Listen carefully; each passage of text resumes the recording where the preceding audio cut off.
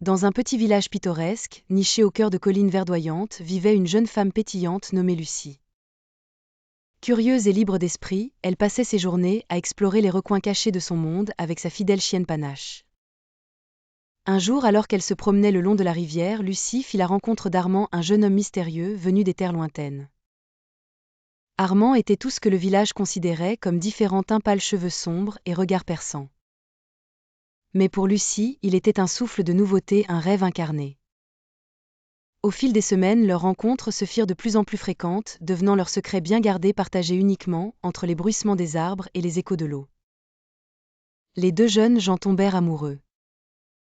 Lucie adorait la façon dont Armand pouvait transformer une simple histoire en une aventure épique, et Armand trouvait en Lucie une lumière qui chassait les ombres de son passé. Pourtant leur amour était condamné dès le départ.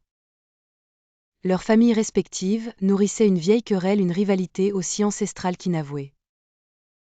Les villageois voyaient d'un mauvais œil l'étranger qui, pensaient-ils, ne pouvait que causer des ennuis. Il y avait Célestine, la grande amie de Lucie, qui, bien que toujours aimante et protectrice, ne voyait qu'avec crainte la passion grandissante de son amie.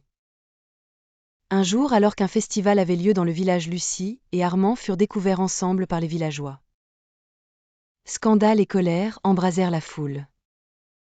Armand fut accusé d'avoir ensorcelé Lucie et fut chassé sans sommation. Le cœur brisé, Lucie chercha désespérément à retrouver celui qu'elle aimait. Mais Armand se fondit dans les brumes de la forêt sans laisser de traces.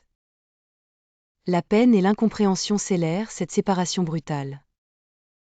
Mais cet amour interdit avait allumé une flamme de changement dans le cœur de ce petit village. Lucie, devenue une figure emblématique du renouveau et du courage, continua à cultiver dans son jardin un royaume de tolérance et d'espoir. Et parfois, au détour d'un rêve éveillé, elle entendait encore le rire d'Armand résonnant parmi les feuillages.